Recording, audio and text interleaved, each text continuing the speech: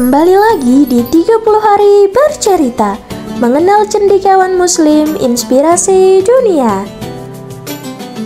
Kita akan bercerita tentang 30 ilmuwan muslim yang hebat. Salah satunya yaitu Ibnu Satir, sang penemu teknologi jam. Anak-anak yang solih dan solihah, saat kalian sedang belajar, bermain, atau ketika menunggu waktu berbuka puasa tiba, apa yang sering kalian lakukan? Pastinya bertanya atau melihat-lihat jam terus. Entah itu jam dinding, jam tangan, atau jam yang ada di handphone. Memang, petunjuk waktu itu bagi hampir seluruh manusia sangat penting karena bisa mengetahui waktu dengan tepat, hingga kalian tidak terlambat masuk sekolah, tahu kapan pulang dari bermain, dan yang paling penting, kapan buka puasa tiba.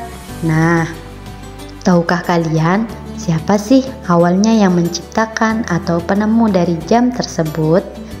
Ada yang menyatakan jika penemu jam itu dari barat, yakni Christian Huygens.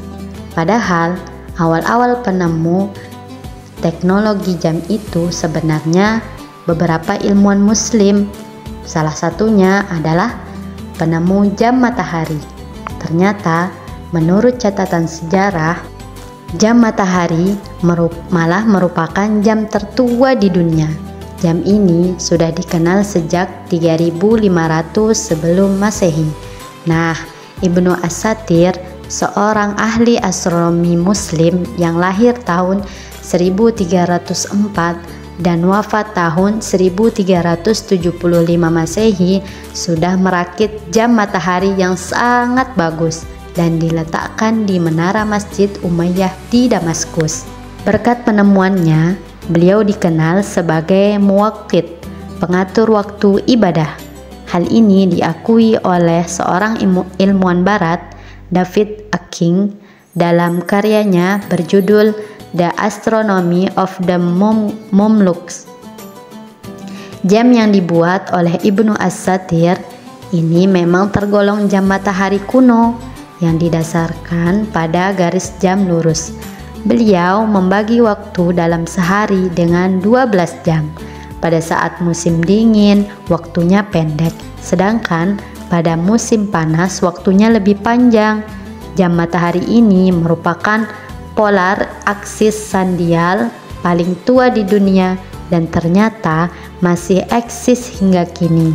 Masya Allah. Anak-anak yang dirahmati Allah, ternyata jam matahari buatan Ibnu Satir ini lebih dahulu ada daripada yang ada di barat, sebab konsep mengenai jam di barat baru muncul pada abad ke-15, tepatnya tahun 1446. Sedangkan jam Ibnu Satir sudah ada sejak abad ke-14. Lalu bagaimana cara kerja jam matahari ini? Tentu karena namanya jam matahari, maka pengaturan waktunya tergantung dari gerak matahari. Sebuah paku akan melempar bayangan matahari ke sebuah permukaan lengkungan yang berisi garis dan kurva. Memang agak sedikit sulit jika kita belum belajar membaca atau mengenali jam ini, karena ia adalah jam kuno yang sangat bersejarah bagi perkembangan jam dunia. Konon kabarnya di Indonesia masih ada beberapa pesantren dan masjid tua yang menggunakan jam matahari. Wah, keren ya.